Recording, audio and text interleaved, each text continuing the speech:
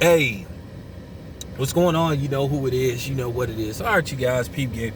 All right, man. I was like listening to Tariq Nasheed, and he dropped this video, and I couldn't help but to laugh because it was kind of funny. He brought something up, and I didn't know he was up on this, but I keep forgetting that Tariq Nasheed got a lot of contacts in the Bay. So, and it was kind of funny. He was just talking about this newfound terror that the Asian community is accusing the black community of inflicting on them, which is a damn lie.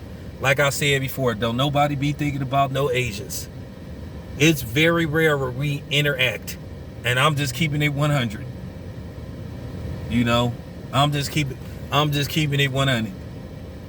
We don't even like hang or fuck with each other like that. But you know, at the end of the day, they basically trying to, bring some attention to them. Like I said, once again, trying to hijack a movement, basically trying to co-opt. You know, I told you, don't buy into all these people that's sitting up marching with black people hollering about Black Lives Matter. Now all of a sudden they hollering about that they getting attacked and randomly attacked. But I'm gonna keep blowing their asses out the water. But Tariq Nasheed mentioned Bay Area Oakland rapper Mr. Fab, and he basically was saying that he making the Bay look bad because I don't know. I don't listen to Mr. Fab. I'm not a big fan of his music, and I'm just keeping it 100. You don't hardly ever hear me talking about Mr. Fab now. I remember a few years ago, I interviewed him, but I'm media. That's what I do. But as far as me like listening to his music, Mr. Fab have only made maybe at best 3 songs that I ever liked. I just didn't like his music.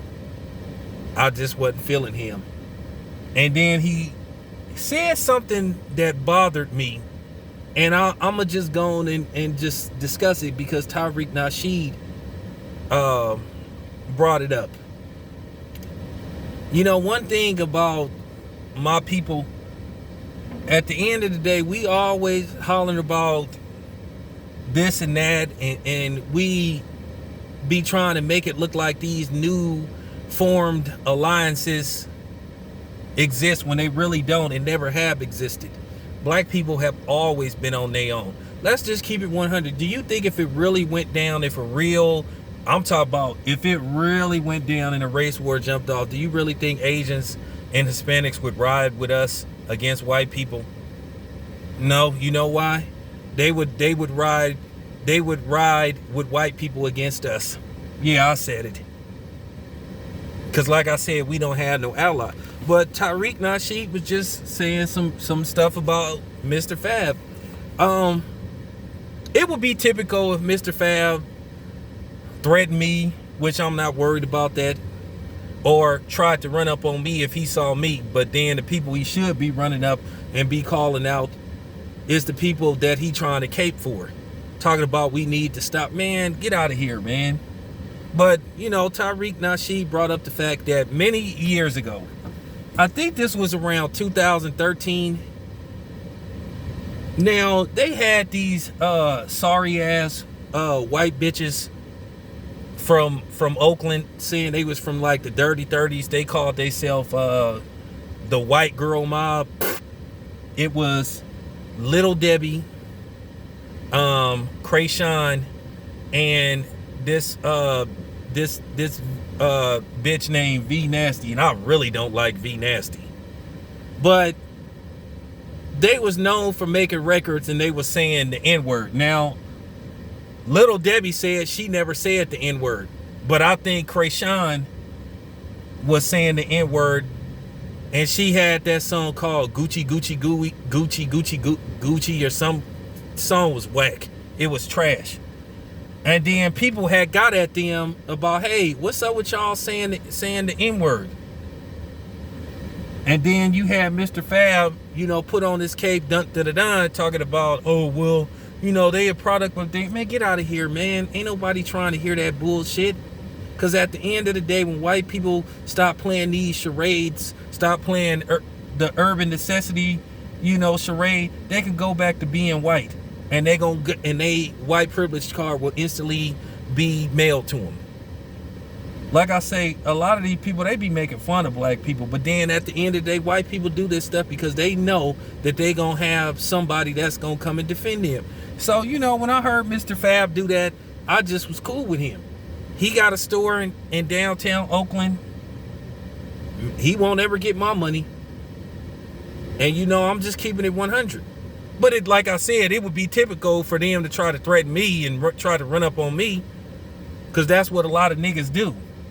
They always got smoke for another black person and shit. But then them the type of dudes, they won't ride for a black dude against another race. They want to sit up there and play kumbaya and do the hamburger helper hand. And I'm just keeping it a buck. But Tariq Nasheed was spot on what he said about Mr. Fab. I'm just keeping it 100. I don't mess with Mr. Fab. Now, if you a Mr. Fab fan and you take it personal, that's not my problem. And I have a right not to be a fan of Mr. Fab. Why take it personal? But I'm just saying, I don't rock with Mr. Fab like that. I was like cool on him. I was cool on him. Like I said, anybody can sit up here and talk shit about another black person and how they gonna harm another black person, but like, is you gonna ride for black people? See, I'm willing to ride for black people against others, or people that look like us, that's basically being an agent and a traitor. But I'm just keeping it 100. Tariq Nasheed was just spot on. I just gotta keep it a buck, man. I just gotta keep it a buck. I know some people ain't gonna like that, but sometimes, man, you just gotta tell the truth. You just gotta keep it 100. I'm not a fan of Mr. Fab. And, at the end of the day, I wish him the best of luck, but I'm not gonna support him. I'm not gonna buy his music. I'm not gonna give him my money. It's not a diss. I'm not dissing the man, but I'm telling the truth. I have a right to my opinion, just like he got a right to his opinion. Like I said, the same way I feel about Radio Raheem, I'm just keeping it 100. So, it is what it is, man. But that's all I have to say. This your boy Town Biz. I'm out.